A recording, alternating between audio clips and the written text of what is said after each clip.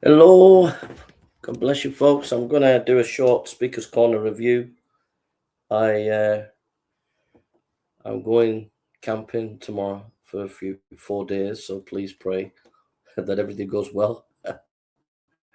So I got to get ready for that today. Pack everything. So love you all. So it's going to be a short Speaker's Corner review today. So I'll send the link out if people want to come on. And I'll put the link on a couple of social media. So give me a second.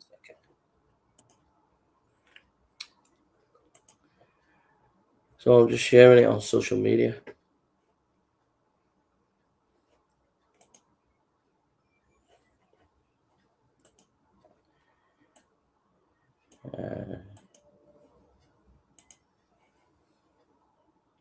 Hi, Naik, God bless you, bro. So I'm going camping tomorrow to the Lake District. So pray for me because I'm not the best of campers. We got the tent, we got everything. I just need to find a camping place tonight.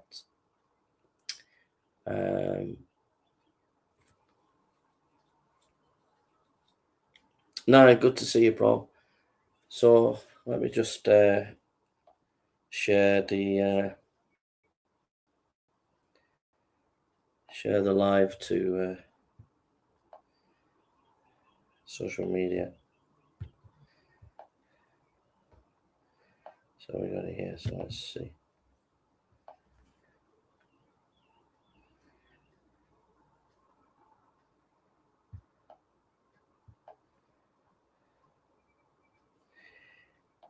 Yeah, so it's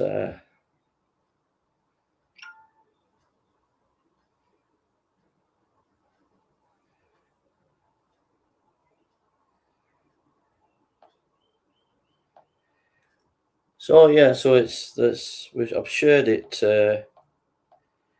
on Facebook and on Twitter, so it's live. There'll be a discipleship program in about 2 weeks' time.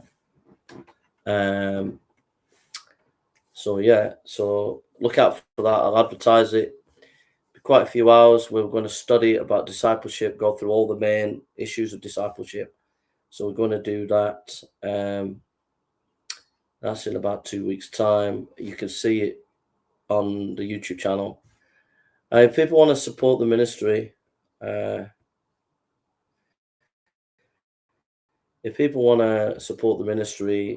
support me and Dorcas, if you want to support the Malawi pastors and the college, you've seen the college work we're doing with the lectures that I've been doing.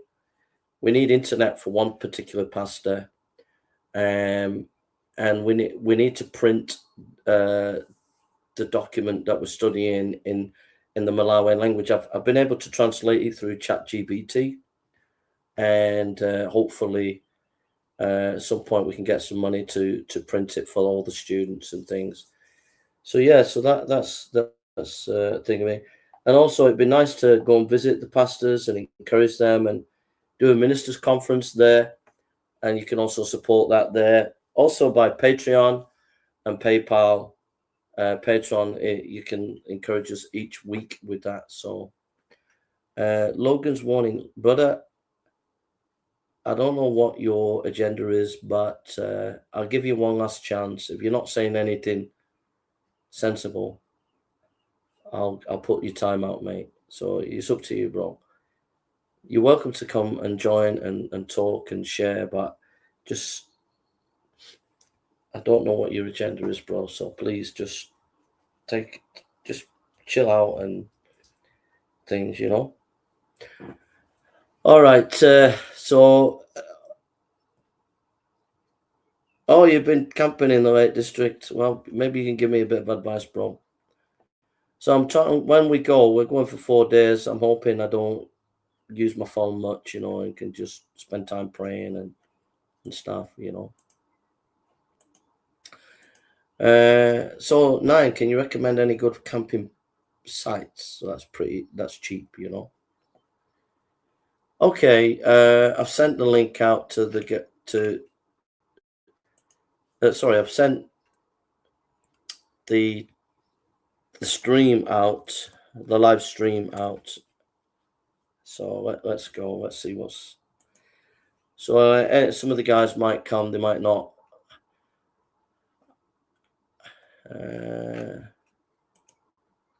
Let me see. I might be able to. I didn't think of that. That's a good idea.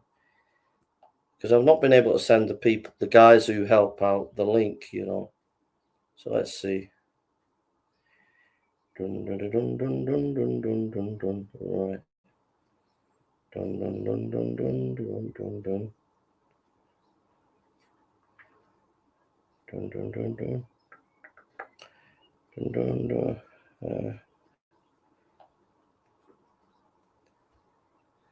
Naik. Right.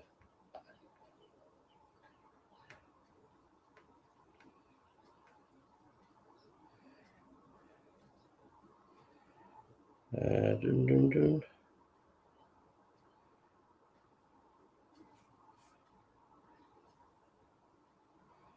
Sorry about this, folks. Just trying to get...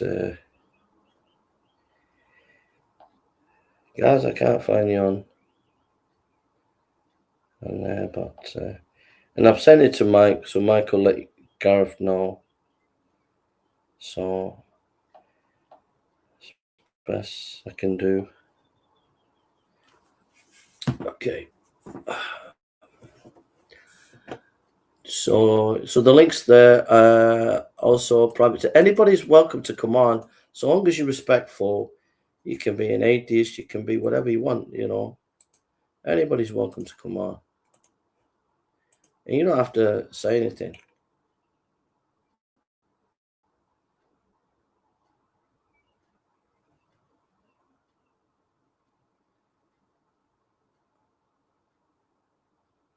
All right. Okay. Thanks for that, 9. All right. Okay. Let's see what we get. So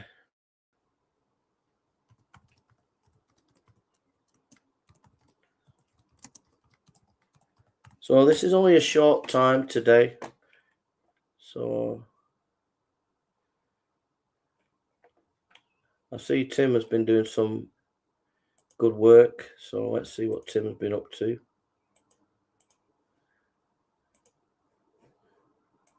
This is Speaker's Corner Revival. Shout out to them and their channel. He's a good guy. He's a nice guy. Shout out to him.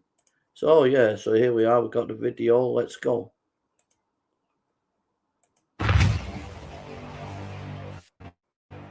So you think that each half is part of the Quran? So then you believe in one Quran, revealed in 7 ahruf, and each half is a part of the Quran. So one half is 1/7 of the Quran. So how do you know that you've got, let's say, the full Quran? What makes you believe that you have the full Quran with you now? How do you? Yeah, you're making a distinction because now you're going from a metaphysical standpoint, metaphysical argument, to a legislative argument. Okay. If you speak metaphysically, then no, the one in my house is not the full Quran. If you speak barely metaphysics. If you speak about legislation, yeah, it's the full Quran, because speaking about one full Quran in this sense would be one half. But metaphysically, one half. Yeah. So metaphysically, it wouldn't be. So okay, so the copy of the Quran that you have at home, right? I'm assuming you have one on your top shelf somewhere. Yeah. The Quran that you have at home, is that part of the Quran, or is Again, I made a distinction. Metaphysical. Do you mean metaphysically or? I mean the physical copy. No, there's two differences. Okay. Metaphysically or legislatively. Okay, let me ask it this way. So this Tim, this is great argument. I don't know where you got this from, but it's a brilliant argument. I don't know who invented it or where it came from, or if Tim had come up with this, but what a brilliant argument. He's basically saying, because there are different Qurans, there's the surah, there's the Hafs and the Warsh, and there are these different Qurans, and there are these different readings, different Quran. Unless you have all of them, it's not the Quran. So therefore, if you take one reading, that's not fully the Quran. That is a slam dunk argument to say you haven't really got all the Quran. unless you have all the readings. So what Quran have you got at home when it's a physical Quran? You haven't got all the Quran because you have to have these other readings. It's a brilliant argument, and it's an argument you can't really get out of, I think. And so this guy, the young guy, is quite a clever, smart guy. So it's smoke and mirrors. He's accusing Tim of metaphysics, but really the young guy's going metaphysical in order to get out of the bind that he's in. It's very good argument, this. Very good argument. You believe that people have memorized the Quran, that they have recited it. When they recite it, is it in one half, in two halves, or in... Now, this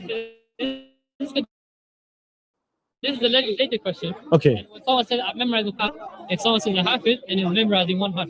They're one half. Yes. But that's the legislative. But what is a half? In your opinion, what is one half? Like, you have different qira'at of Hassan qira'at, Nafi qira'at, right? I'm trying to understand. When you're reading the Quran today, you're reading it in a qira'at. That qira'at, is that one half? Is that a mixture of the seven? I'm trying to understand sincerely.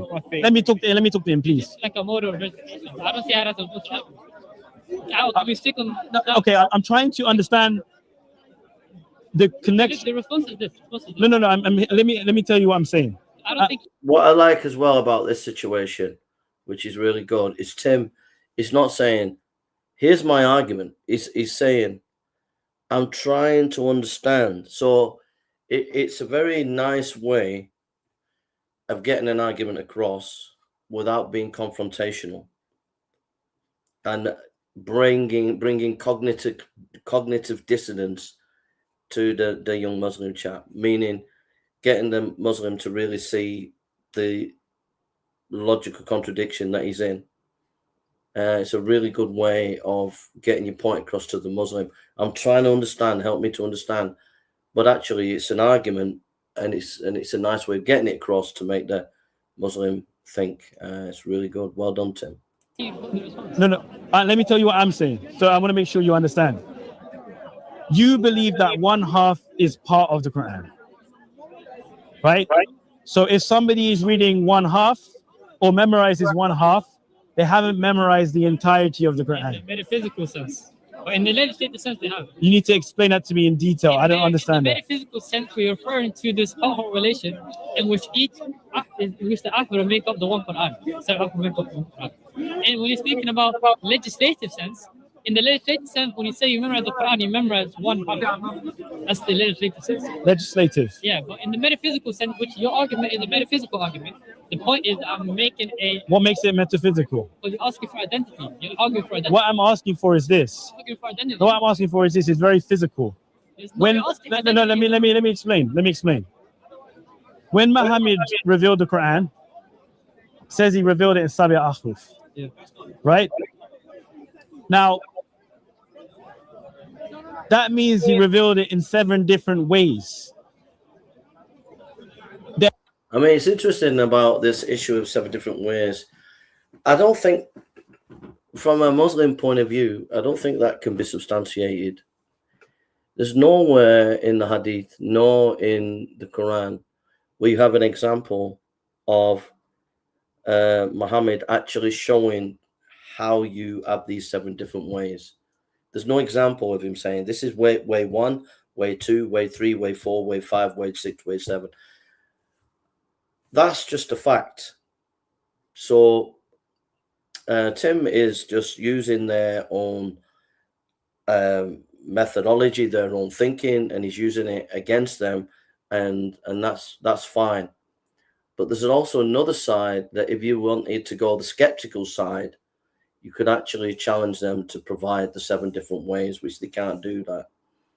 That is just not possible for them to do that. But Tim is using their methodology, their way of thinking, and using it against them, taking it, what they're saying, and then taking their methodology to its logical conclusion. There has to be some differences between each half. Yeah, that's fine.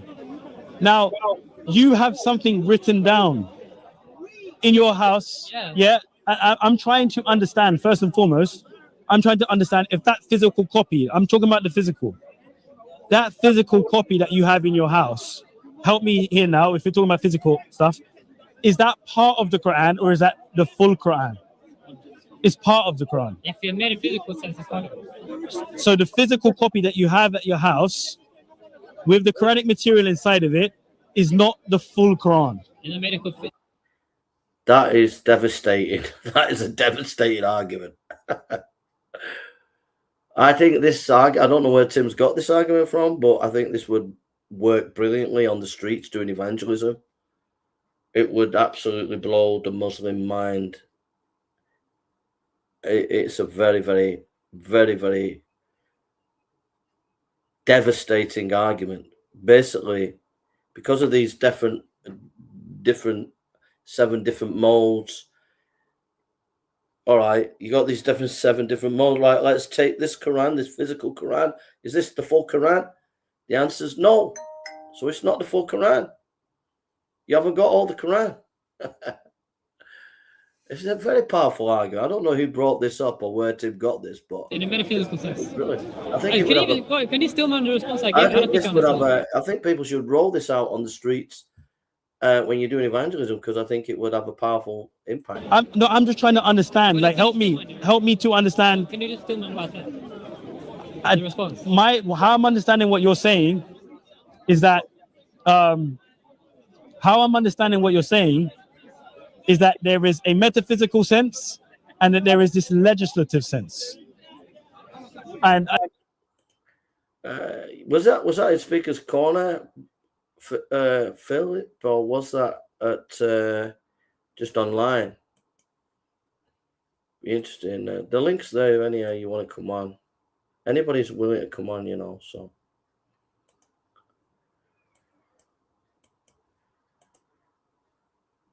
Well, it was at Speaker's Corner or online.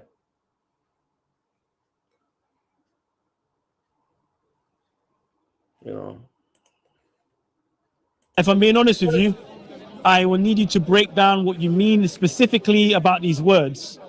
But I hope that you understand my argument. My argument is that I'm appealing to the physicality of the text. It's a response to the OPT. You're saying it's an argument for relative identity. You're saying that the Muslims, they use the CCM, they use this OPT argument. Okay. We're going to use this argument to argue for relative identity. That's the wrong argument. Okay. He's saying what I have is legislated, what I have is part of the fact. It's irrelevant. The point is that I'm not using relative identity here.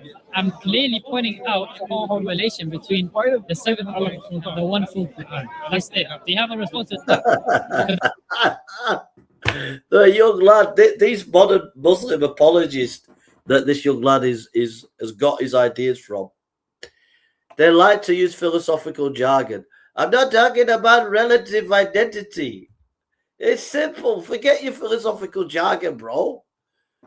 You claim to have the full Quran, but Tim's just showed you ain't got the full Quran. You got to admit it. If you have these seven modes of recitation, you get a physical Quran. It ain't a full Quran because it's not all of the recitations. It's just one of the recitations. So you don't have the full Quran. Period. This is a brilliant argument by Tim.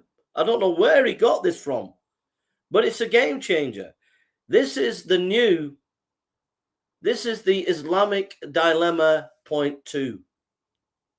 This is the Islamic dilemma point 2. Tim, I don't know where Tim got this from, but he has brought in the Islamic dilemma number 2, and it should be rolled out across the internet and spread on. I don't know why I didn't think of it. It's a brilliant argument.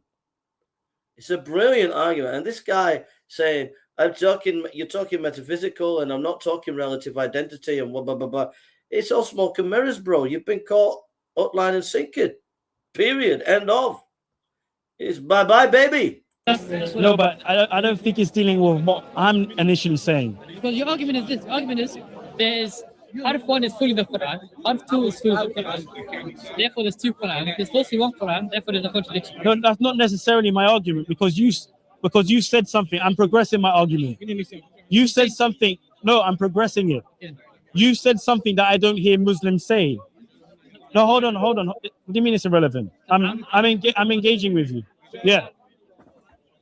I've heard Muslims say that each half is fully the Quran. Muslims say it's irrelevant. Hold on. I'm bringing in my argumentation. You're saying that each half is part of the Quran. So each half, so one half represents 1/7 of the Quran in a metaphysical sense, right? So now I'm talking about it in a physical sense. I think physical wasn't even a sense I bring. No, I'm bringing the arguments. It's not for you to say what you bring. It's metaphysical. No, I'm bringing the argument. Hear what I'm saying? No, I know what I'm saying. No, I'm bringing the argument. Was the Quran spoken? Is that a physical thing to do, to speak? Yes. Was the Quran written down? Is that a physical thing to do, to write down? The pages in which it was written on, is that physical? That's none of the Quran. It's okay. The Quran is metaphysical. So what, in your opinion, then, is the Quran? It's what Allah spoke. Yeah. But you have it here with you today. Okay, and I'm talking about that physical thing that you have with you today. So okay, so what is the Quran? Okay, so what is the Quran then? I just told you. What Allah spoke. The verbatim words of God. Okay, but the words of Allah, how do you have it or how do you receive it?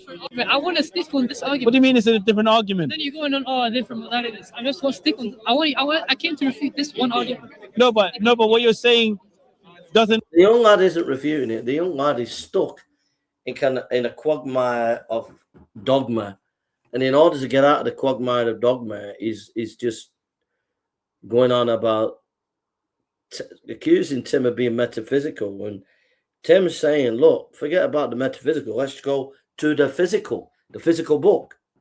Is that 1/7 of the Quran because it's one reading?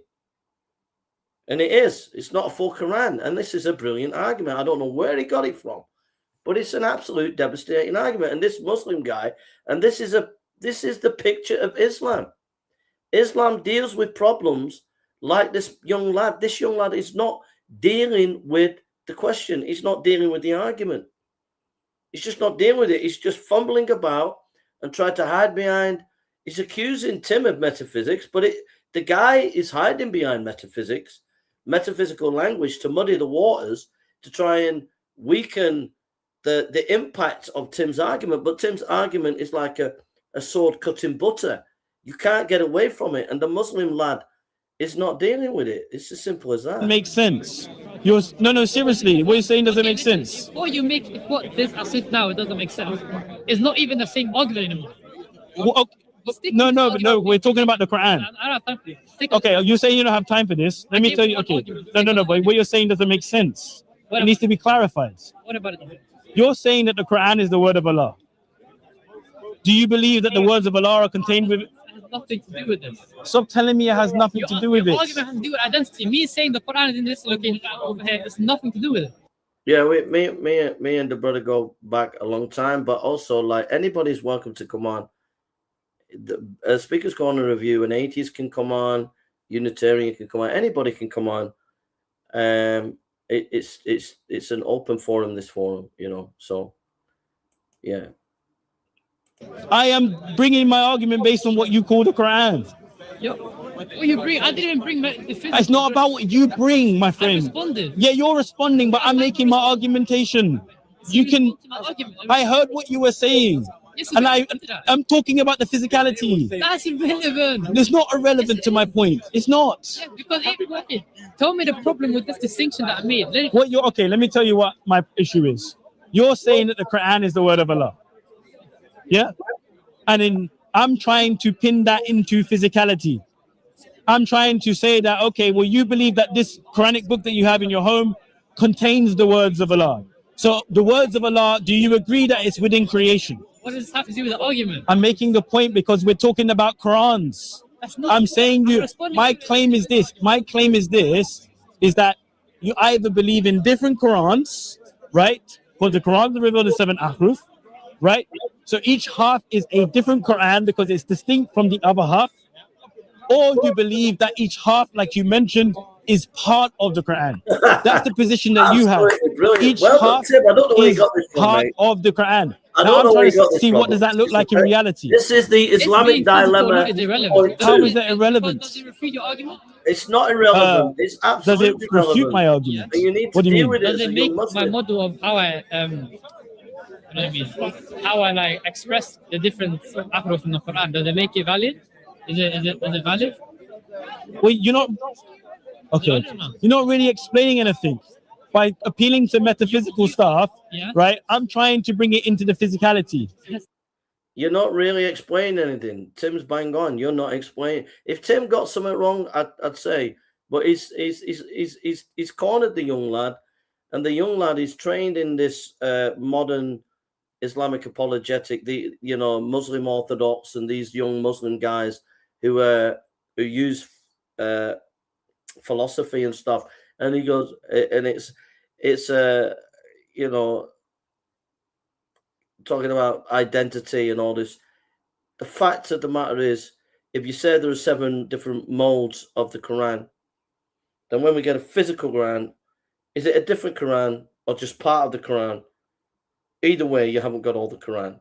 It's irrelevant because my response had nothing to do with the physical. Yeah, but that's the problem. That okay, all right. To what I said. All right. Go ahead. I'm going to try and see if I can engage with you a bit better. The Quran, when you speak about the Quran, and I just said, Tim, Tim is engaged. There's an engagement here. Tim is engaging with the guy, and he's also willing to be gracious to the guy and step back and listen to the guy, even though the guy's talking utter nonsense. With all due respect, if you're listening, the young person, you're absolutely deluded. You've got a few philosophical terms, and you think that's going to deal with the issue. And I've noticed with these modern Islamic apologists that are trained under some of these new guys, Orthodox Muslim, they get these philosophical terms and they're not able to deal with the kind of apologetics that Tim's bringing. Basically, bringing some really practical earthly stuff. They're not able to deal with it. It's going to be what was revealed to the Prophet, and this was revealed in 7 ahruf. Yeah. Each ahruf in the metaphysical sense is a part of the Quran. Good? Explain that. When you say the metaphysical sense, explain that in detail. Metaphysical sense, we speak about the metaphysical behind the Quran. Because the Quran is metaphysical, it's the physical. Metaphysical, we speak about Mariology now, not relationship. Okay. That's where we probably just have a bit of a dispute then. Because you believe the word of God is in creation. Yeah, but it's irrelevant. No, but it's relevant because you're trying to talk about metaphysical stuff here. Because the Quran is metaphysical. But Muhammad received it. He heard it. He spoke it. When he spoke, did he speak the words of Allah or not? Go to Quran, yeah. So if he spoke the Quran, then it was a physical thing. What do you even think physical means? Something tangible, something audible, something That's a definition. Okay, you tell me what your definition is. Physical is subject to the laws of physics. Okay. And the Quran is subject to the laws of physics. The context that says the Quran is in Allah, it's not here. Yeah. So the Quran is Everywhere. Okay. Whole universe. MashaAllah. Yeah, he's upset with me. Because I showed him 2 different Qurans and he's upset with me. The context status of the Quran is in God, it's not here. This has nothing to do with the power of relation that I bring. Just stick on that. No, I am sticking on that. Listen to the wise people. Listen, Brother, you're just a heckler. Go away. You're not welcome here. You're not welcome in this conversation. Go away. Sorry. Physical metaphysics Get has lost, nothing man. to do with what I bring. Literally nothing to do with it. I think it is. Because we're trying to define what the Quran is. And you're running away. No, this is the problem. You're running away from it. You're running away from it. No, you're running away from it because you're trying to make it about what the Quran is and what the Quran isn't. I'm saying simply this. My argumentation is very simple. Yeah? Do you want me to relay it again? No, I know. Okay. I responded. Right. Yeah. I'm dealing with it. The point that I'm trying to make is this in my response. I want you to listen to it. You're saying in a metaphysical sense. Now I'm trying to understand the physicality of that. What do you mean why? I didn't bring a physical sense. Brother, what do you mean why? The Quran is metaphysical. Why are you bringing a physical? Okay, so when someone recites it, are they reciting the words of Allah or not? What about it is the words of Allah? When he's talking about metaphysical, as Tim said, it came into time. So you want to get all quasi-metaphysical and philosophical. The Quran came into time. It was heard and it became a book. So we have some physical stuff there. So if you want to go into metaphysics, you have to deal with the reality of that's what your position is. And you can't run to this metaphysical. And even if you run to this metaphysical side that you're arguing or talking about, it doesn't help you. You still got the same problem. Because even on a metaphysical, you want a quasi-philosophical thing, even if you take one aruf, it's still not fully all of the Quran. One mode of recitation is still not fully the Quran. But to argue that, and there's a contradiction there, because the young guy was accused him of being metaphysical, and yet it's the young guy running to the so-called metaphysical. And the metaphysical has still not been defined by this young man. And it's all smoke and mirrors to get away from the fact that the argument is so sound, you can't get away from it. If you've got 7 modes of the Quran, 7 modes of recitation, you either have 7 different Qurans or you only have part of the Quran. It's an either or. You're stuck in a rock in a hard place, whether you like it or not. It's a brilliant argument, and it is the Islamic dilemma, point 2. And people should be making videos and shows about this because it's a great argument. I don't know where Tim got it, but it is a brilliant argument. And the only way this Muslim lad can get away with it is to hide behind metaphysical language. Hello, sir. Hello, sir. How are you? Can you hear me all right, just to check? Are you okay, buddy? Yeah, I'm good. I'm on a bus going back to home, like, you know? So I thought I'd just jump on. Your sound is, your internet's going in and out, bro. Philip. Oh, I'm on a bus going back to Wales, isn't it? What's that? I'm on a bus going back to Wales. Can you not hear me too well? Yeah, it's a poor sound, bro. Ah, damn it. I thought it might be. I'll try another time. Sound. You sound like I'll try another time. Hello? I'll try another time if I sound like a darling. All right, brother. Sorry about that. That's all right. All right, take care, mate. I'm sorry about that, brother. It would have been nice to talk to you, bro.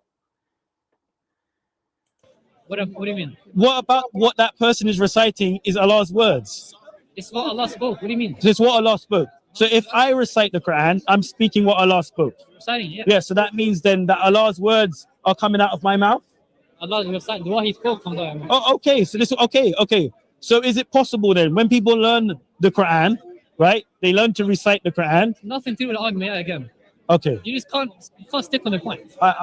Just stick on the point. I think I'm losing you. Maybe I'm not getting it. Maybe relay it to me one more time. The metaphysical said, you have the Quran, which is the whole of the Quran, and then you have 7 others. Yeah. These are the parts. That's in the metaphysical sense. Is there anything unclear about that? Yes. What about it? Everything. You say in the metaphysical sense. I'm trying to see how that transcribes to what comes out of Muhammad's mouth. And what We're talking about the identity of the Quran. Okay, we're going to have to agree to disagree, my friend. God bless you. All right, we're going to have to, I'll do a quick wrap up. I don't know if you want to talk to your cameras. That was very strange. I'm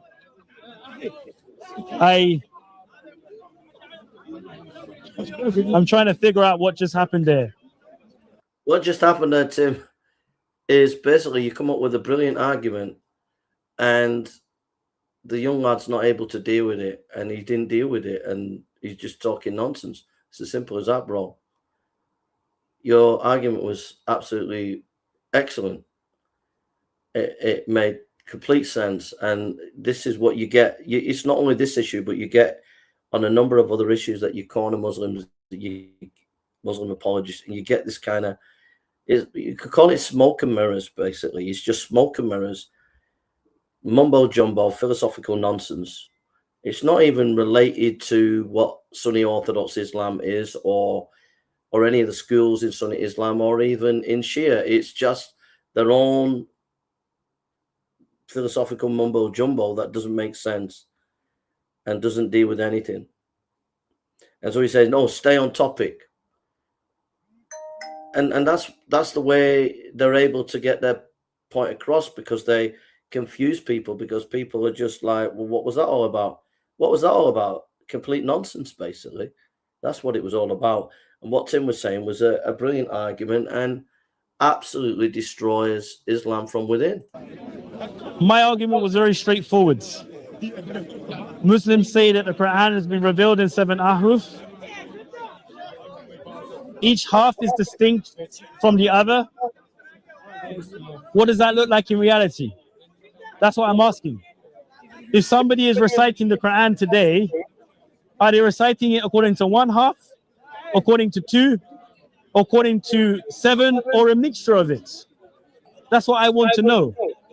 If the 7 ahruf is 1 Quran, then if they're reciting anything less than the 7 ahruf, are they reciting part of the Quran? These are the kind of questions that I have to ask the Muslims, but I couldn't really see what he was saying. I couldn't understand. Maybe I'm stupid. Maybe I didn't get it. I'm sure the people that were listening to him didn't understand what he meant. You're not stupid, bro. You're not stupid, Tim. It was bang on what you're saying. Basically, the Muslim guy was talking nonsense. He wasn't making sense. And it was just hiding behind just nonsense. You made perfect sense. You made perfect sense. So when he's going on about the metaphysical and there was a whole Quran and the 7 ahrufs are, yeah. So you've not answered anything. So what? So what? You've got an either or. When you've got a book in front of you, it's either part of the Quran or a different Quran. That's the book in front of you. So the metaphysical stuff, you've got to deal with the fact that you've got a Quran in your hand. All right? And then, but if you want to go there, you want to go to the metaphysical, it's a whole Quran, but there are 7 ahrufs. Yeah, but the ahruf, the pronunciation, the oral tradition comes into time and is spoken. So you got to deal with that. Is that part of the Quran? All of the Quran? A different Quran? You got to deal with the physicality of the question. And it does not save you by going to the so-called metaphysical. And then if you want to go to the metaphysical, the Quran says that it was in a tablet. So that tablet, did it have the 7 ahruf in it?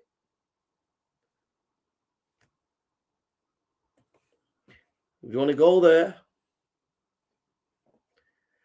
Lord have mercy. Lord have mercy. You were very patient there, Tim. Very, very patient there. Here's another one of Tim. So let's go. There's another one of Tim. So.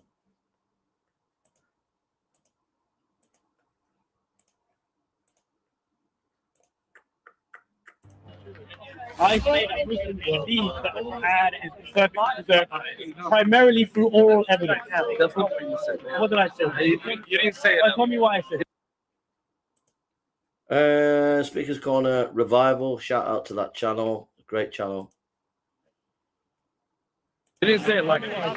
You said to me, you said to the girl that Muslims believe that the Quran was preserved orally. Mainly. That's what he just said, yeah. Yeah, that Muslims generally believe that the Quran is preserved orally, right? Which doesn't explain the foundational issue that Timothy's making, that why is someone collecting something, written things? Who wrote those things down? Hear me out. When the Prophet was teaching the Quran, he had his Sahaba, which was his friends, his companions, right? Now, they would take it from him orally. No, because you couldn't read and write. No, no, they were writing it down. I'm not all of them.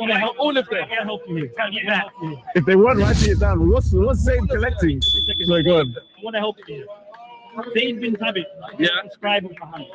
Yeah, During his lifetime, he used to write down the divine revelation. yeah, This is why Abu Bakr chose Zayd for the task. yeah, He said, you are a young man, you are a trustworthy man. He used to write down the divine inspiration from yeah, Muhammad. yeah, That's why he was selected. yeah. In another hadith in Bukhari, it says that that the Quran was collected during the lifetime of Muhammad. It says that there were 4 scribes from Ansar who wrote it down. Zayd bin Thabit, Ubay ibn Ka'b, and 2 others. I forget their name. What's my point? What's my point with this? We have no doubt that according to the hadith, there were people writing down the Quran in the time of Muhammad. Apparently, all of it was collected, yet when they had to put the Quran together to go out searching for it. So what does that mean? No. That means that did Zayd write down everything that Muhammad wrote? Why is he going out to collect things? That's a big question. Why is he going somewhere else? Why is he going somewhere else to do a collection? If he was with, I'm asking, no, wait, it's not assumptions, it's a question. No, wait, it's a question, because if he is right, if he's with the Prophet the whole time, writing down the revelation the whole time, why, when he's now instructed to inscribe it, why is he going to other sources to collect these things? Who else is writing these things where he's finding it on parchment and also? Because it was preserved orally. People would go all around the place in the Arabic Peninsula. They would go to Iraq, they would go to Syria, people would go to different places. Now, to know and to make sure that the religion has been passed over correctly, because there's other people that can write as well. We don't know. Does that make sense? So you don't know? Wait. Okay. No. Okay, sorry, go on. Sorry, go on. Right. So when he sent him to go search, it wasn't to go search for material. No, it's to go and search that all the other things that he has collected are actually confirmed of what they already know and have amongst them. So to make sure there is not any mistakes in the area. Does that make sense? They're so brainwashed with their own tradition and their own ideas that they can't actually engage in an argument. The guys, the Christian guys are saying, look, why are they going out collecting stuff? And then one of the things that you got to ask is this oral tradition. If this oral tradition is so powerful and so amazing, why was it ever written down anyway? Why was it ever written down anyway? That's the first thing. The second thing is, it's as clear as day when you look at the hadith that there was no plan, there was no strategy right at the beginning concerning the Quran. It's just false. It was written on sticks, stones, and bones. That's a fact. That is there in the hadith literature. So the fact that it was written sticks to stones and bones shows you that it wasn't like they didn't have it all there to be able to then go out and research and get some other stuff just to confirm all that they had. It's not correct, because it was an haphazard collation. It wasn't a structured collation. It was an haphazard collation. Sticks, stones, and bones first. Before you get to Abu Bakr, it's sticks, stones, and bones. So, they just make it up as they go along to get out of the... Finish. Oh, sorry, you said that makes sense. That's why okay, go ahead. Okay, so that was the purpose of sending him out to go and search for these materials. Does that make sense? Because primarily it was preserved orally. Does that make sense? So someone could, subhanAllah, like someone could have really great memory, memorize what they memorized from the Prophet. They would go somewhere else. As they're teaching, they could make a mistake. So then maybe they could write. And if they could write, they could make a mistake again. Interesting you said that. The point is, when he said to go and collect these ones, is to make sure there are any mistakes. Does that make sense? Not to go check if there was any material missing. That's not the point. There's a problem with that, because when you talk to Muslims today, they say because of the oral tradition, there can't have been made mistakes because it was passed on from companion to companion. But The fact that he's saying that there was checks and balances, that there were people checking whether the oral tradition was correct or checking the writing was correct, that implodes the whole narrative, because in the whole narrative, they're saying it's been perfectly preserved. Well, meaning that it was perfectly passed on orally and textually. But he's acknowledging that the fact that he's saying there was double checking, which is not correct what he's actually saying, because when it came, I think it was to Thabit, when he was doing the compilation of the Quran, he said he had 2 witnesses. So it wasn't like there was a big committee of about 50 or whatever. It was 2 people. And then there was even one situation where it was just 1 person, but he's supposedly equal to 2. But the point, what I'm trying to say is that this Muslim has just buried his own position by acknowledging there could have been mistakes, and that's why they had to double check it. But he's not actually following his own sources. Can I say something? The reason why Abu Bakr and so Tim and this other guy, they've done their research. They know the background of these hadiths and the stories. And you can see that once you have a knowledge of these things, it really helps you to engage with these Muslims. And it shows you also that these Muslims, they really are uncomfortable when you start to dig deep about the foundations of how the Quran came about. And you start to get kind of really their own stories that they invent. They don't actually stick to the Sunni Islamic schools and their way of thinking. They'll just come up with something just to throw you off the scent, you know. Put it in one book in the first place is because the reciters were being killed in battle. So they lost a large part of the Quran. Sorry, it's so many Quran of the Quran were killed in the Battle of Yamama. Okay. And Umar was afraid that a large part of the Quran would be missing. So that just destroys what that Muslims just said. We already had it, but we went out and searched to check it. And Tim's just said, you didn't already have it, because there was a battle and loads of people died and there was only a few who could recite. Therefore, they were scared of losing some of the Quran. So you've just been checkmate there. If they continue to die in battles. So then he passed the idea on to Abu Bakr and said to Abu Bakr to pull it into a book. And then they were unsure at the time, because they were like, well, how can we do something that the messenger... So yeah, so Tim knows his stuff there, and it's coming out, and I want to give others a chance. But Tim, well done. You're doing a good job there, bro. Keep up the good work. Keep chipping away at it, at that.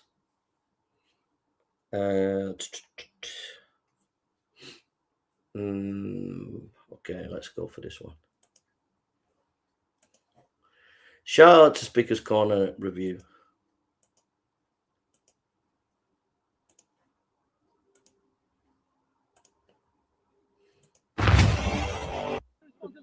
I am a Christian. As a Christian, I know Jesus is marvelous. I was providing a case for why Jesus was marvelous, before you came. And I'm trying to find out why Muslims think Mohammed is a good example. And the moment I start discussing, he already, is trying to find out how to excuse himself from anything. So you are a Muslim. You take Mohammed to be a good example, as an example of your life. Tell me, what are the good things about Mohammed? Everything. Okay, so you think Special man. so he's a special man. Everything about him is good. So start somewhere. Get to some specific points and tell me, take one example of the everything is good on and give me details. What one example you could bring to say Mohammed was a good example? I think what Arul's done there is very, very good, actually. What he's done, which is very, very good, is he's actually come with a specific question. And now that specific question will define how the whole conversation is going to go. It's a specific question. Can you name anything about Muhammad as being a good example? Or what is why is Muhammad a good example? So he's got a specific question. And that specific question now is going to open up discussion, guide the discussion, but also puts the Muslim on the back foot to answer. So there's a lesson there. If you go over the last, I don't know how long I've been going there now, 15 years to Speaker's Corner. One of the things about the Muslim apologists, they memorize everything, but they have sat down and they've thought of specific questions that will put Christians under the light and really put pressure on the Christians. So they think of specific questions, knowing those specific questions will make the Christians think and trouble the Christian. And they're questions, and there will be a question put to you, and you'll flounder or you'll struggle to answer it. Even if you're a professional apologist, Christian apologist, there are questions that they come up with that are designed to cause you discomfort, to make you really think. And unless you really know your stuff, you put on the back foot. Arul, I don't know where he's got this from, but he's learned this lesson. Put a question, a specific question to the Muslim. And so there's a lesson there for anybody doing apologetics at Speaker's Corner, any Christian apologist, anybody doing, sit down and think about specific questions that you can ask, and you know that will open up the Muslim and make the Muslim or atheist really, really think. The question, as soon as you ask the question, they're on the back foot. And that's what Arul has done. And now we're going to see the fruit of that question. We talk about peace all the time. So Mohammed, Everything in the Quran talk about peace. so Mohammed is a good example because he spoke about peace. So the Muslim, God bless him, has just buried his own religion. He's buried his own prophet there, because he's supposed to be a prophet of peace, but he was a prophet of war. Everything in the Quran is about peace. Yeah. So help me understand which non-Muslim with whom Muhammad had a disagreement was peacefully resolved according to the Quran. Now that is another. I mean, I've got to give a rule. That is a absolute brilliant question, powerful question, absolute brilliant question. That is a brilliant follow-up question, and amazing, really. And now the Muslim is going to really struggle. Muhammad had disagreements with plenty of non-Muslims. With whom did he peacefully resolve issues? Sorry, my language is not good. What language? You speak good English. Hi. So now the Muslim can't answer it, so he's playing I don't speak English. You spoke good English so far. I'm Thursday. Say again. You speak good English. Good so far. Help me. You said peaceful. You said everything about the Quran is peace. Yeah. So help us understand. Muhammad had disagreements with plenty of non-Muslims. Yeah, plenty. With custodians of Masjid al-Haram, he disagreed with. Yeah, you know this. Yeah. With the Jews and the Christians, he disagreed with. You know this. With the Jews and people of Scripture, he disagreed with. With general idolaters, he disagreed with. Hi, buddy. So I'm asking you, which Hi, of bro. these disagreements Hi, bro. did he peacefully resolve?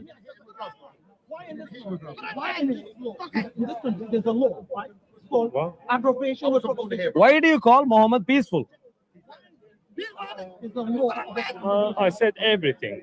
Yeah, everything. So something, you can begin somewhere. Tell me why Muhammad, you call him peaceful.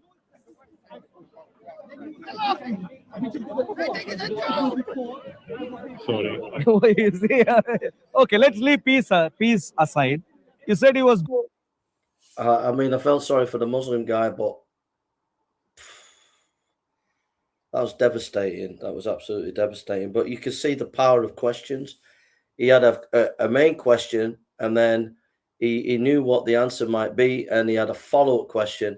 The follow-up question was absolutely devastating. The Muslim couldn't provide any examples of how Muhammad actually mediated peace. He didn't. It was all war. Good example in every way, special. So take some other example. What is something else which is good about Muhammad? How can I say that?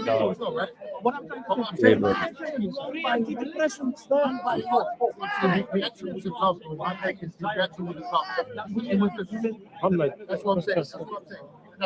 you have read Quran. I have read the Quran. Oh, wow.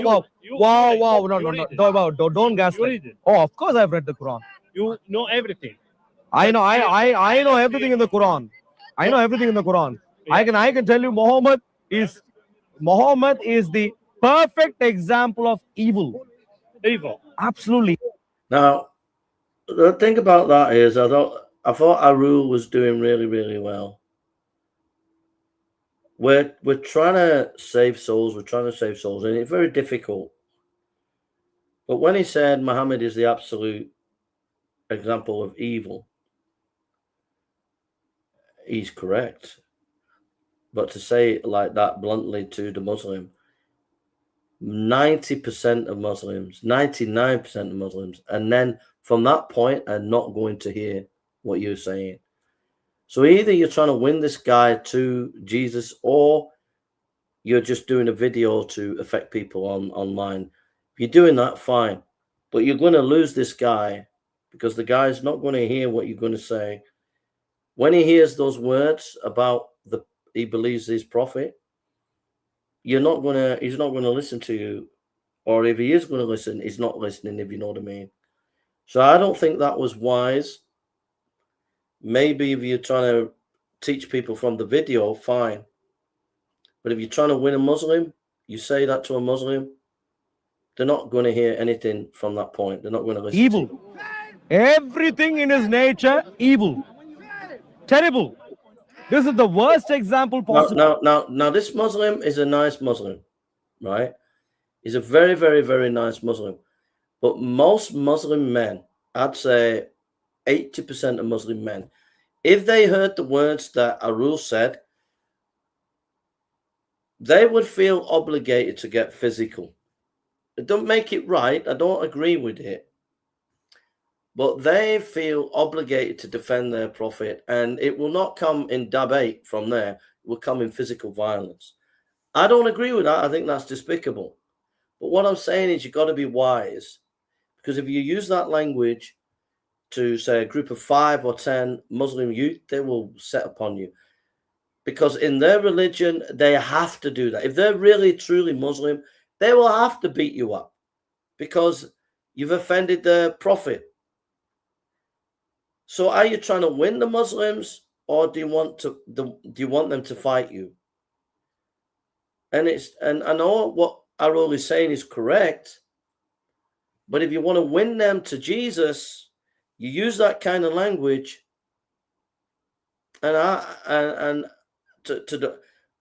there's a difference if the Muslim wasn't there and Arul was speaking to the camera. I think fine, because I've done it. I've spoke on some really things about Muhammad, but I've done it to the camera. And if Arul is saying these things and the Muslims come around and want to debate him, that's fine, because that's their choice. They've come.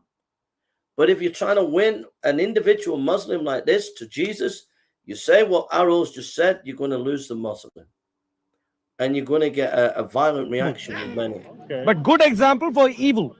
So if you want to know what not to do in life, Muhammad is a good example to study. If you study Muhammad, don't do what he does. You have to read Quran. Good. So please, that's why you're here to help me.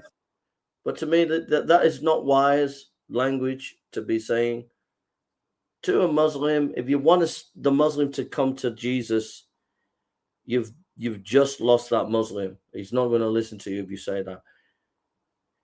You know, I'm just saying, and also you're going to experience some violence towards you. I don't agree with it. I think it's completely wrong. But you have to understand, in their religion, they are absolutely obliged to physically defend the honor of Muhammad. And so if you come up with that language is evil, you're going to get battered. Pure and simple. Where you'll get battered. this Muslim guy is really nice. He doesn't fully understand his religion, so he's not fully reacting to what a normal Muslim guy would do, a Muslim youth would do. Like I said, if Arul is speaking into the camera, and then Muslims, he's talking about these things, saying Muhammad's evil and everything, fine. And then if Muslims come and debate him, fine, then that's okay, because they've heard what he said and they come to debate. However, if you want to win a Muslim, this is not the way to do it. You're going to lose this. You're going to lose the Muslim. Fear Sure, as well. once. Yeah. That's where you're here to help. So help me And understand. it's not about winning an argument, it's about saving souls. So you tried with the claim that Muhammad was peaceful first. That didn't work. I can tell you, Muhammad disagreed with 3 categories of people. With all 3, he employed violence to resolve his disagreement. You know what he did? Chop, chop, chop, chop. That's how he finished. Why I couldn't care? All that I care is he's not peaceful. All that I care is he's peaceless. He's anything but peaceful. So now tell me, choose another example, another trait of Muhammad. Tell me, why is Muhammad good? Some other example, some other trait. Are you a Muslim, sir? You are a grown-up man. I mean, for me, this Muslim lad, this Muslim guy, I wouldn't. If you notice with me, I won't get someone on camera and slaughter them like this. I won't do it to a Muslim like this. Get them on camera and slaughter them. I just wouldn't do it. You know, that's what the Muslims do to the Christians. They'll get a Christian that don't know much and they'll slaughter them on camera. So I don't agree with slaughtering this Muslim guy on this topic. I would just come down a bit and just be gentle with him and trying to get the gospel across to him. The things that Arul is saying is brilliant. It's really good stuff that he's saying in terms of the detail. And that would be good if he was in a debate, if people came to debate him and he was being brutal with them, or he's speaking into the camera and people coming around to debate him, then that's fine. But this Muslim guy is a nice guy and he doesn't really know much. So I think you should cut him a bit of slack, get the gospel in, answer a few of his questions, job done. But Arul's going in and brutalizing the guy, he's just demolishing. And I can understand why Arul's doing it. He wants to get it on camera and he wants to show that Islam's not true. But at the end of the day, this chap here, it's a soul that we need to win.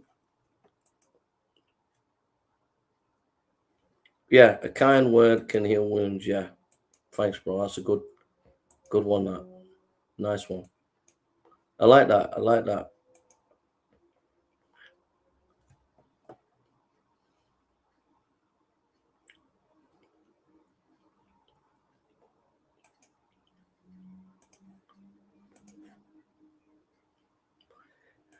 So we'll leave that one. But everything Arul's saying, the facts are brilliant. The questions that he had, the first question, the follow-up question, brilliant. Coming up with the word evil about Muhammad, not wise.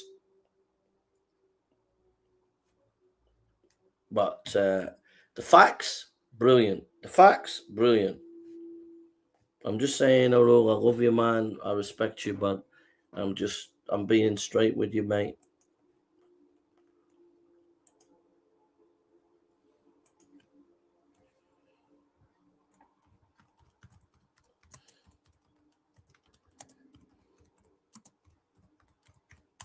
So let's see what else is.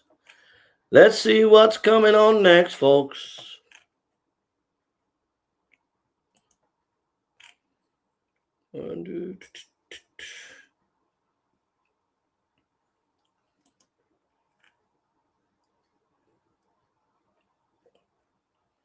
Okay, so we'll go through here. I don't know. Hey, guys, you okay, buddy? Hey, Jason. I didn't know you was doing the speakers corner. Yeah, I'm going camping tomorrow, so I thought I'd do an early one, bro. It's not going to be long. We haven't got long left. I put it on Facebook. I couldn't find you on Messenger for some reason, so I sent a link to Mike. So I thought he might send it to you, or you might see me on Facebook. So no, he's not sending anything. So I'm sorry, mate. For some okay. reason, I put Gareth in, and it brought a load of Gareths up, but I couldn't see your picture there. So on Messenger, so you could have forwarded it to me on WhatsApp or something, because Mike's not sent it me. I could have done that, couldn't I? I'm sorry, mate. Yeah, I mean, I spoke to him earlier on, but he didn't forward it to me. I'm sorry. I could have done WhatsApp. Sorry about that. I didn't think about that. All right. It's good to see you anyway. Let's just go through this. I don't know what's happening. Internationalist progressive politics. The working classes are by far the largest singular voting bloc in this country. They dwarf, ladies and gentlemen, the Islamic vote. As you saw in Birmingham, where reform, and Bradford, where reform came out strongly despite the Muslim bloc. It is us, the working classes, that set the direction of the nation, but the elites want you to fall asleep. The elites don't want you to be politically organized. I agree with you, Bob. Don't disagree. Oh. Who's this? We know this guy, don't we? Mary. That was not Mother Mary. It was a different Mary who lived over 1,000 years before Mother Mary. That was the prophetess Miriam, as we know her in the English-speaking world, or the prophetess Maryam, a completely different person. For some reason, the Quran thinks that because these two figures by the same name, Mary or Maryam, exist, that they are somehow the same person, and that the mother of Jesus himself was also the sister of Aaron and the daughter of Amram or Imran.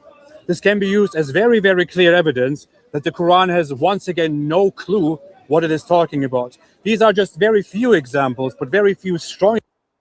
Can you go into that a little bit, bro, about the Miriam and Mary and getting it wrong thing, Gaz?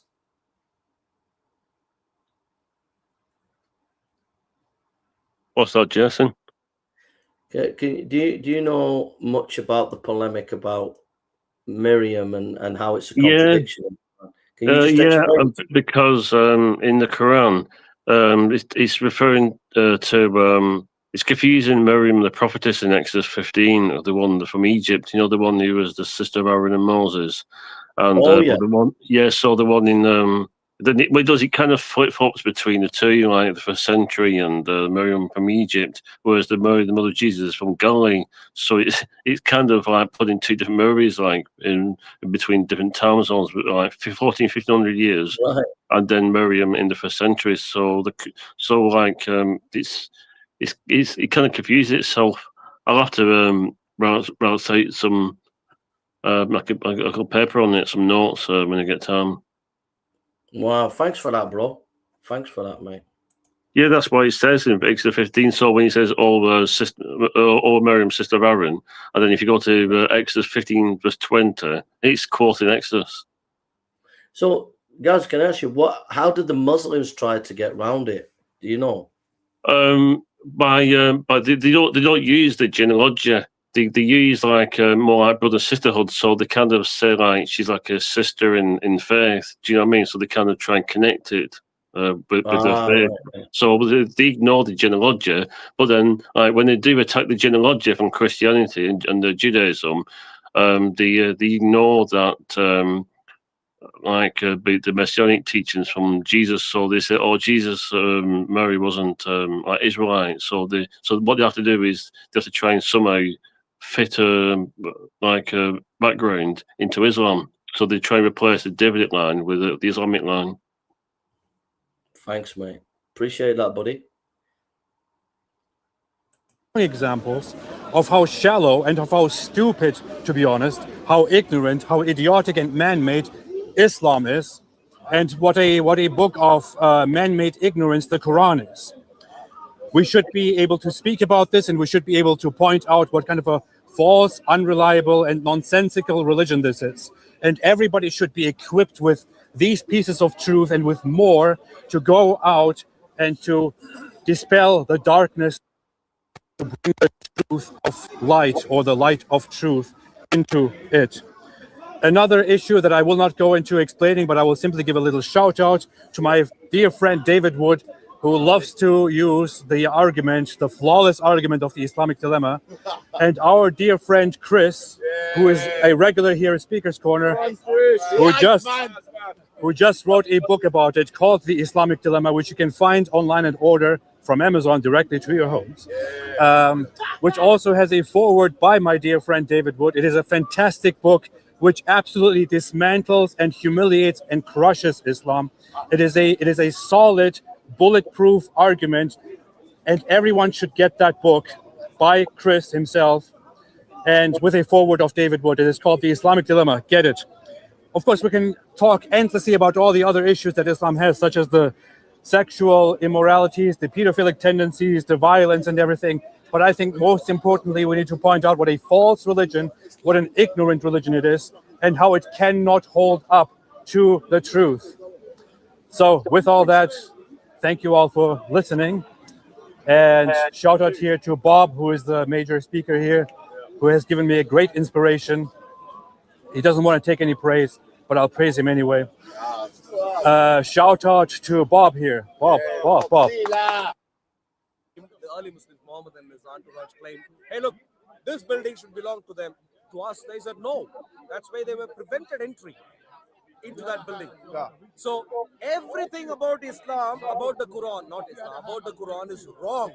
Science, history, logic, basic logical mistakes. The Quran claims just because this is good literary work, which is historically not true, but even if you assume it is true for a moment, just because a good is a good literary work, does it mean it has to be from God? Like as I told you, I don't have enough knowledge for that, but I think but this particular question, you don't need knowledge of Quran. I'm asking you, just because, for example, in Turkey, Turkish, just because, in Turkish, you have literature, of course. Just because the literature is good literature, does it mean it is from God? I think so. It's not also like you're saying that there are some mistakes in it. No, I'm not talking about mistakes. Of course, as a literature. Like good, using good eloquent language. Yeah. Just because you speak good eloquent language, does it mean it is from God? So it's a hard question, but it's a very easy question. It's not. It's easy, but in my English level, it's not so easy to explain. I'll give you a simple example. In English, there are literatures such as Shakespeare's works. Yeah, of course.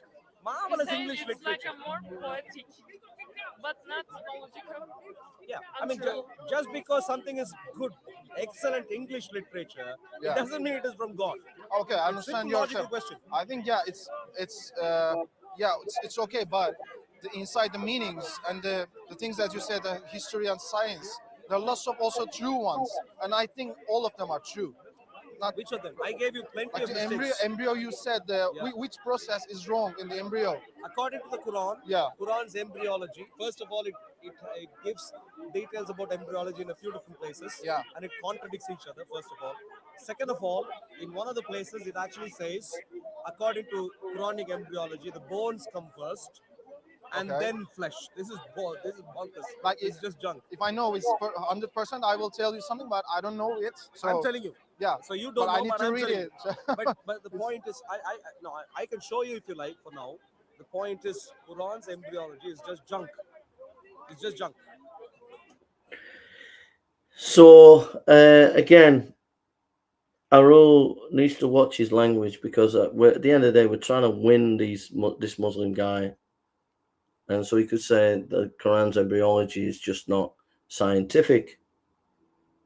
The Muslim guy would listen to that, but to just use the word junk like that, he's going to put the Muslim off. But at the same time, Arul's done his research, and it's coming out quite powerfully. He's doing great questions, which are really good, and his evidences are powerful.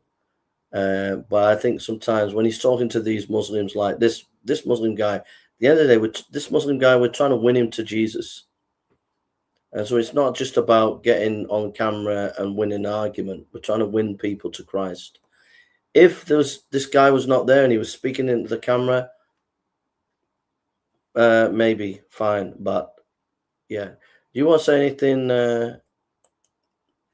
Ryan, bro? How you doing, man? Good. You okay, buddy?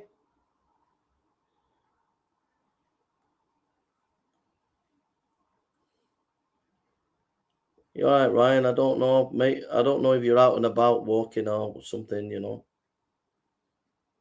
I think his signal just cut out a bit. Yeah. Gareth, have you got anything to say before? Yeah, and what kind of language does the rule keep using? Well, the thing is, it's like when he was talking in the other video, he said Mohammed was evil. Well, he's talking to a Muslim guy who's really nice, and you know, once you say that about Mohammed, that he's evil, you know yourself, the Muslim will not listen. Yeah, they'll get violent. Some of the Muslim men will get violent if you do that. So, isn't it funny how they do that? They claim that they don't worship Muhammad, but if you tell the truth about Muhammad, that he was a violent warmonger, caravan robber, they become immediately incensed. Yeah. So I'm saying I agree with the analysis, but I'm just saying, like, if you're on the streets talking to some Muslim men, you got to be wise in how you approach it. That's all I was saying, you know, and otherwise they're not going to listen. Ryan, it's good to hear from you, bro. Approach carefully. Hello, Ryan. You okay? It cuts out then, I think, bro. I don't know if you can hear me, but it's great to have you on.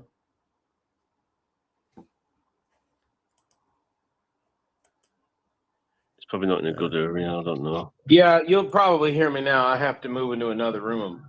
I was saying, I understand that, Jay, because living in a predominantly Catholic area, there are some subjects you must approach with great caution, because unfortunately, uneducated Catholics have their own presuppositions regarding Protestantism. They're frequently incorrect. They don't know what their own church teaches on the matter, and they make assumptions based on preconceived notions. So I get it. I've dealt with that before. Well, you think the Pope is the Antichrist? No, I don't necessarily think the Pope is Antichrist. I know the Reformers said that, but it's more than likely that the Antichrist is a force. That's what your scholars and Protestant scholars admit. Thanks, bro. Thanks, mate. Ryan, it's lovely to hear your voice, mate. Well, that's one of the only times I've ever heard that on social media. All right, we've got this video. Guys, do you want to say anything before I put the new video on? Yeah, I've got a copy of Chris's book if you ever want to borrow it. Yeah, have you read it yet? Or have you been dipping in? What do you think of it? I've been like skimming through it. It's got some really good stuff because I read the review by John Fontaine on Amazon, and it was just ridiculous. I mean, what John put on Amazon, and when you actually look at the book itself, it actually doesn't really say what John was saying about it. Wow, interesting, bro. I'll look into the book sometime. All right, guys. You let me know when you're out next, Jay, and I'll let you borrow it. All right, but I'm going camping tomorrow. I'm going to the Lake District for 4 days camping, lads. But nice break. Nice break. My parents were in Scotland. Wow. Yeah, so you let me know when you're back, Jay. You let me know when you're back, and I'll borrow it. Yeah. All right. So this is the last one, guys, because I need to start packing tonight and looking for a place where we're going to stay. So I'm going with the young chap, just encouraging this young chap. So I am saying You're speaking for too long. you Speaking for too long. You know the truth. And he's moving to cover me also. Don't worry. You know the truth. You know it makes sense. Can you let me speak then? Are you going to let me speak? Go ahead. Why do you count this? What is the same category and distinction? So we're saying God is infinite. There are many actions to God. He's coming here. Look at him. He's deliberately moving. Trying relate to his creation in a loving way. So we all understand what a father is. We all understand what the son is. And the Holy Spirit is a new ministry, which is basically a counselor, right? So how many gods are there? It's one God. Why do you say one and not three? One in unity. Because they've got three personalities. So I give you that the three gods are united as in one family, in unity. So you believe in three gods working together as one family. Yes, I give you that. The Spirit of God is so I grant you that the three gods working together as one family. Not two families, not three families, one family of three gods. You happy? I can do anything. Now you realize still you believe in as a fellow Christian, I'm going to ask him to speak. Masa, you're angry. Don't be angry. I spoke to you because you make sense of what I've said. You realize, look, You let him speak a lot. Look, you agreed with me. Because you're trying to win argument. I'm trying to say you're true. I'm there is a trying God to in show heaven. to you what you have. You're trying to look good. I don't care if I look good or not. I don't care. What you have, there definitely is three gods. But because of embarrassment, because people call you a polytheist, that's why you want to make one God. Masa, you're not embarrassed. Because you're so embarrassed let's have a to call conversation right yourself now. polytheist. I just want to say God loves you. He's very terrified, can you see? Terrified to face. Terrified to face, can you see? He's very terrified. Scared. Scared. Look at him, he's scared. Christianity clearly and definitely is a deviation from the truth. They worship three gods. Ask you the question about the Holy Spirit and the Son.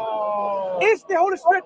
The Christians know this is something that will destroy their theology. No one, look, you're the only one who is afraid something is going to be whether you can destroyed. actually make sense of it. Look at him. Now, Muslims, once you establish The little boys in knowledge about your religion, that's the essence. Because my ability is not my. If you study carefully Book of Hebrew, he ran away. And so if I could ask both of you, wonderful work, but you need to know he played a trick on you. Yes. Okay. He didn't negate your points, he only played a trick. Yeah. But So you have to come with your own questions. no. No. Anytime you think you made a good point, you must insist. He answers. So he responds to the specific point you made. For example, when sister said, some statements I would like to discuss about.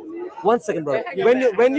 When sister, when you said, oh, you're talking about 1 plus 1 plus 1, you know, he was counting, but you said, but infinity plus infinity plus infinity. He did not connect. He didn't even, And so when he does, you should say calmly, look, I like your ideas, but I made a point. Can you please respond to the point?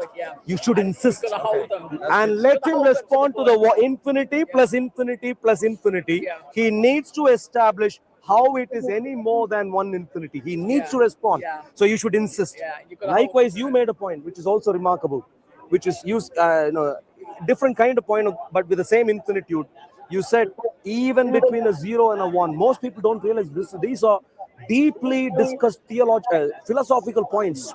There are deep philosophies which, would you believe, there is, I forget the exact name for a paradox that was brought up, which essentially said, look, between a point and another point, if there are infinite points, then no one can move anywhere, because until you move until you move a distance, you need to move half the distance. Or before you move a full distance, you need to move half the distance. But before you move this half the distance, you need to move half of that distance. So you have to forever thinking about moving half.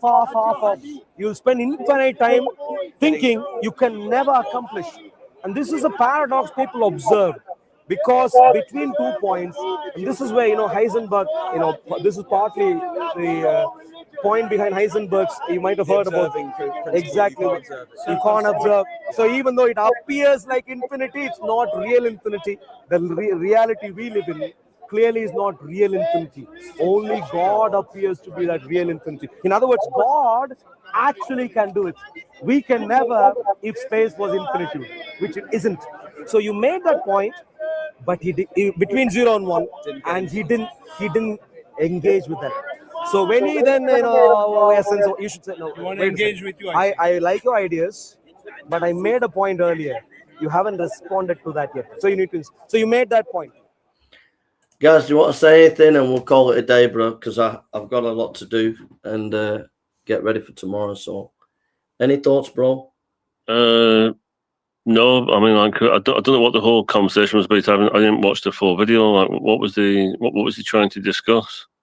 Well, they were discussing the Trinity, and these people brought some good arguments. Apparently, I was saying, but he's just making the point that they didn't hold him to the fire. That Mansour was not actually engaging with them, and he's just showing them the need to ask questions. Ryan, God bless you, bro. Maybe you'll hear me. Perhaps you'll hear me now. I'm on a different device.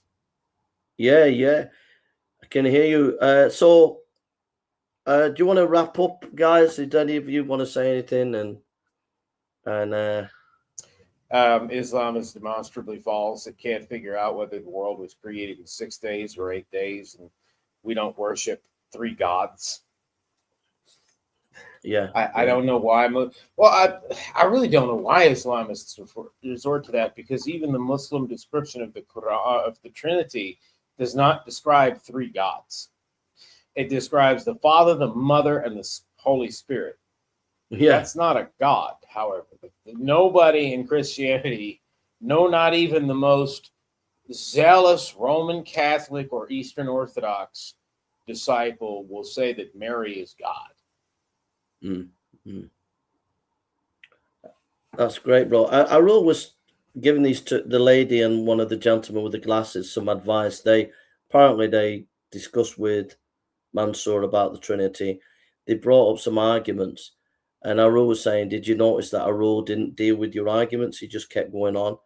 And you're just making the point that when you've made a point, if the person is not actually dealing with it, to bring them back to that point and say, no, you've not dealt with it. And the Muslims have this ability to, they're not actually engaged with you, the Muslim apologists. You give the argument, they're not listening to what you're saying. They're just going off on a tangent, saying their own thing and not engaging, and to bring them to the point where they have to engage. You cannot allow the Muslim to do what he will love to do, which is to straw man and overtalk you into submission. Yeah. Don't let him evade from the point. If you bring him back to that point, he's going to have to answer it at some point.